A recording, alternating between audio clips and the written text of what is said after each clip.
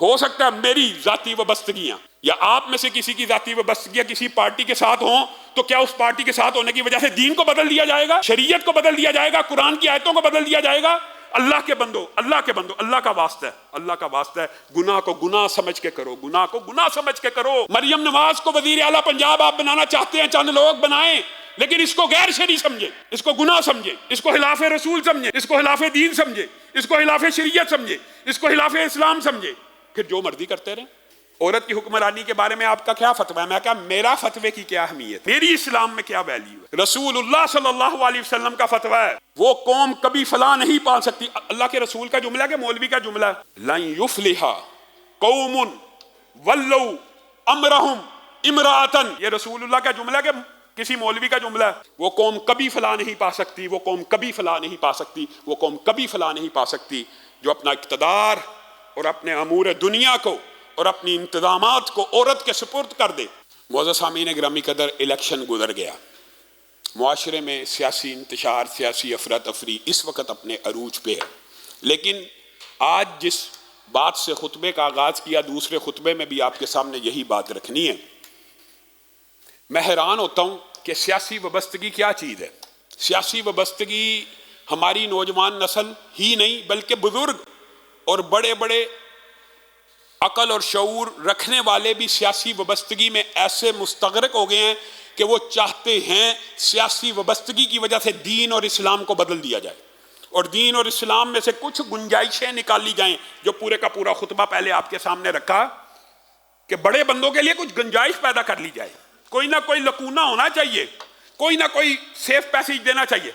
میرے بندو، میرے بھائیوں، میرے دوستوں، میرے ساتھیوں، اللہ کے بندو، ایک بات آپ سے کہنا چاہتا ہوں، میں بھی انسان ہوں، میری بھی سیاسی وابستگی کسی کے ساتھ ہو سکتی ہے، میں بھی کسی کو اچھا سمجھ سکتا ہوں، میرے نظر میں بھی کوئی سیاسی لیڈر کسی دوسرے سیاسی لیڈر سے بہتر ہو سکتا ہے، لیکن میری ذمہ داری یہ ہے کہ میں اسلام کے قوانین عدل اور انصاف کے ساتھ بغیر تعصب کے عوام کے سامنے پہنچا دوں، بس یہ میری ذمہ داری ہے، اگرچہ میری وابستگی کسی کے ساتھ بھی۔ اور ہشام الہی ظہیر یا کسی مولوی یا مفتی کا قول دین نہیں ہے، دین اور شریعت وہی ہے جو رسول اللہ صلی اللہ علیہ وسلم کی زبان مبارک سے ادا ہوئی ہے۔ افسوس اور دکھ کی بات ہے جس کا اظہار میں کرنا چاہتا ہوں، انشاءاللہ آئندہ آنے والے خطبات میں یو ایس اے کے دورے کے حوالے سے بھی چند گزارشات رکھیں گے، لیکن آج جو بات کہنی ہے جس کی ابتدا پہلے خطبے میں کی ہے، میں امریکہ ہی میں تھا، ایک ٹی وی اینکر کی کال آئی اور اس نے مجھ سے کہا عدت میں نکاح کا کیا حکم ہے؟ میں نے کہا حرام ہے۔ اس نے کہا اگر عورت کہے 37-38 دن میں 3 ہے، اس کے سوالات ہیں، مجھے کسی فیصلے سے کوئی سروکار نہیں، اگر کہے 3 حیض کا پیریڈ مکمل ہو گیا اس کی بات مانی جائے گی، میں کہا نہیں مانی جائے گی، مستحیل گواہی کو قبول نہیں کیا جاتا۔ کہا اگر اس کے مینسٹرل سائیکل ڈسٹرب ہیں اور 37 میں آ گئے، میں کہا اس کی عدت پھر 90 دن ہے۔ قرآن پاک میں واضح ہے جن عورتوں کے حیض ختم ہو جائیں یا جن عورتوں کے حیض شروع نہ ہوں، یا مفہوم یہ ہے جن کے مینسٹرل سائیکل ڈسٹرب ہوں، ان کی عدت 90 دن ہے۔ یہ بات کہہ کے فون بند ہو گیا۔ اس نے وہ کلپ چڑھا دیا سوشل میڈیا، نیچے ہزاروں لوگ گالیاں نکال رہے۔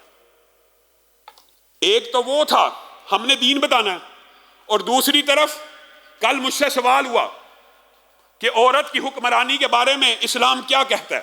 اب یہ دیکھیے، جو ہم اعتراضات پی ٹی آئی پہ کیا کرتے تھے، آج وہی اعتراضات مسلم لیگ نون کے اوپر بھی ہو رہے ہیں۔ عورت کی حکمرانی کے بارے میں آپ کا کیا فتویٰ ہے؟ میں کہا میرا فتوے کی کیا اہمیت ہے، میری اسلام میں کیا ویلیو ہے؟ رسول اللہ صلی اللہ علیہ وسلم کا فتویٰ ہے کہ وہ قوم کبھی فلاح نہیں پا سکتی، وہ قوم کبھی فلاح نہیں پا سکتی۔ اللہ کے رسول کا جملہ ہے کہ مولوی کا جملہ ہے؟ لن یفلح قوم ولوا امرہم امرأۃ، یہ رسول اللہ کا جملہ ہے کہ کسی مولوی کا جملہ ہے؟ وہ قوم کبھی فلاح نہیں پا سکتی، وہ قوم کبھی فلاح نہیں پا سکتی، وہ قوم کبھی فلاح نہیں پا سکتی جو اپنا اقتدار اور اپنے امور دنیا کو اور اپنی انتظامات کو عورت کے سپرد کر دے۔ اس نے بھی چڑھا دیا، نیچے پھر 1000 کے سے زیادہ گالیاں۔ اب آپ بتائیں کیا فرق رہ گیا پی ٹی آئی اور نون لیگ میں؟ کیا فرق رہ گیا؟ دونوں چاہتے ہیں کہ دین کو بدل دیا جائے۔ کس کے لیے؟ میرے لیڈر کے لیے۔ وہ چاہتے ہیں میرے لیڈر کے لیے عدت کے مسائل بدل دیے جائیں، یہ چاہتے ہیں ہمارے لیڈر کے لیے کچھ گنجائش پیدا کر دی جائے. گالیوں والے بھی تھے اور کچھ مہذب بھی تھے. کہنے لگے علامہ صاحب وہ جو مسئلہ جی حضرت عائشہ کا جنگ جمل کا، سبحان اللہ، آپ حیران رہ جائیں گے. امام بخاری نے جو باب بند ہے اور امام بخاری جو ابو بکرہ سے حدیث لے کے آئے ہیں نا، دیکھیں اس اشکال کا جواب بھی 1400 سال پہلے رسول اللہ کی حدیث میں موجود ہے. ابو بکرہ کہتے ہیں بعض صحابہ کا یہ استدلال تھا امی عائشہ کا ساتھ نہ دینے کا.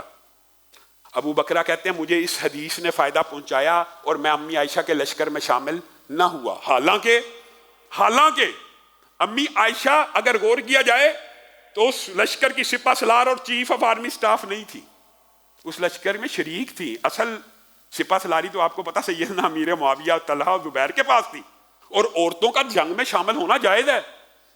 اچھا یہ بات بھی عجیب ہے، عورت حکمران نہیں بن سکتی، یہ رسول اللہ کا فیصلہ ہے، اللہ کا فیصلہ ہے. قرآن سے بھی ثابت ہے الرجال قوامون کی آیت، اور یہ جو آیت ہے نا کہ ہم نے کوئی بھی نبوت کا منصب مردوں کے علاوہ کسی کو نہیں دیا، اس کی تفسیر پڑھ لیں. اس کا مطلب کیا ہے؟ عورتوں کو حکمران نہیں بنایا جائے گا. عورتیں جنگ میں شریک ہو سکتی ہیں لیکن چیف یا سپہ سالار نہیں بن سکتی. پھر بھی بعض صحابہ نے یہ استدلال کیا تھا کہ امی عائشہ کے ساتھ ہم اس لیے نہیں تھے نکلے کیونکہ وہ بھی آگے تھی، ان کے پاس بھی اتھارٹی تھی اور وہ بھی کمان کاری تھی، اس لیے. اور پھر حضرت عائشہ کے لشکر کو جو شکست ہوئی، صحابہ نے یہ استدلال پیش کیا تھا 1400 سال قبل. بعض صحابہ کا یہ استدلال تھا، لیکن حقیقت میں امی عائشہ اس لشکر کی سربراہ بھی نہیں تھی. لیکن استدلال یہ صحابہ نے تب بھی پیش کر دیا تھا کہ امی عائشہ کے لشکر کو اس حدیث کی وجہ سے شکست ہوئی ہے. اب آپ دیکھیں، ایک تو یہ سوال اعتراض کیا گیا، پھر دوسرا یہ بندہ حیران رہ جاتا ہے کہ سیاسی لیڈر کیا چیز ہوتا ہے، سیاسی لیڈر کی محبت کیا چیز ہوتی ہے، انسان اس کے لیے کیسی کیسی اور کہاں کہاں سے گنجائش. یہ ماشاءاللہ جو نوجوان بالکل دین سے دور ہوتے ہیں ان کے پاس بھی دلائل آ جاتے ہیں. اللہ ان کا ذوق اور شوق بڑھائے اور حقیقی طور پہ یہ دین میں محنت کریں تو بڑی فقہی بحثوں میں بھی حصہ لے سکتے ہیں. کیوں؟ میں نے دیکھا، آبزرو کیا کہ عام نوجوان جو دیندار نہیں ہیں وہ دلائل دے رہے ہیں. ایک امی عائشہ والی دلیل، دوسری ایک بندے نے دلیل دی علامہ صاحب ملکہ سبا ملکہ سبا بھی تو حکمران تھی.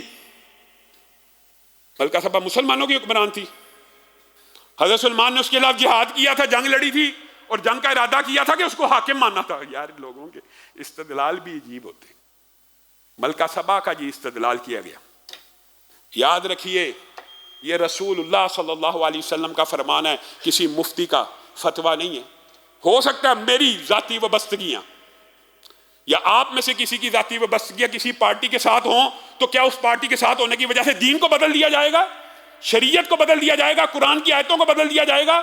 اللہ کے بندو، اللہ کا واسطہ ہے، گناہ کو گناہ سمجھ کے کرو، گناہ کو گناہ سمجھ کے کرو.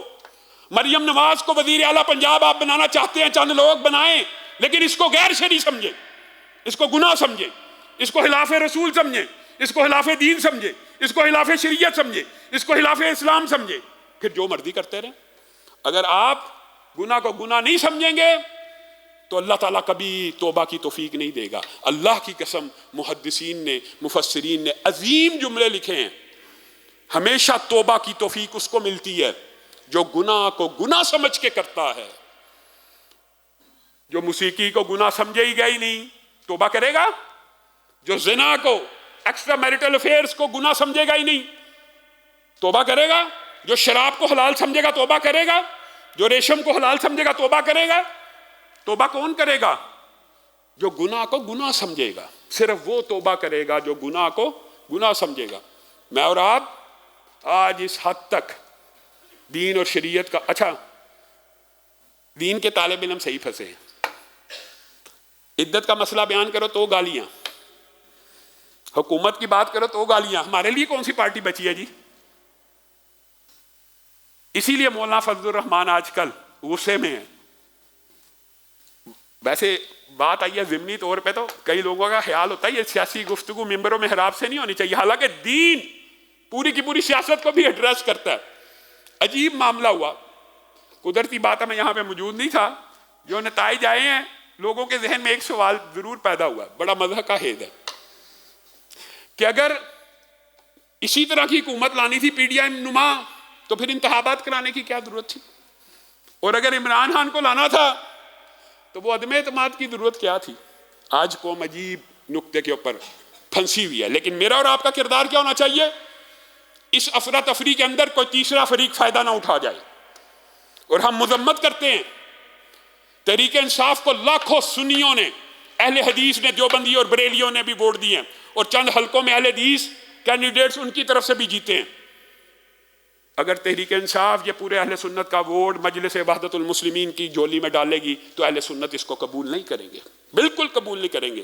دشمنان صحابہ کو مینڈیٹ دینا یہ اہل سنت کا کوئی طبقہ اس کو قبول نہیں کرے گا، اور انشاءاللہ ہم پاکستان کو نہ لیبیا بننے دیں گے نہ شام بننے دیں گے۔ اپنا کردار، اپنی حق کی آواز جہاں تک ہوگا، نہ کارخانے میں چاہے توتی کی آواز ہی کیوں نہ ہو، ہمیشہ حق کو بیان کریں گے، دین اور شریعت کے اصولوں کو بیان کریں گے۔ ذاتی وابستگیاں یا ذاتی پسند ناپسند کسی کی بھی ہو سکتی ہے، لیکن دین اور شریعت کے پیرامیٹرز اور رسول اس ذاتی پسند اور ناپسند کے اوپر نہیں بدلے جا سکتے۔ اللہ رب العزت جو کہا گیا، جو سنا گیا، اس کو سمجھنے کی توفیق عنایت فرمائے۔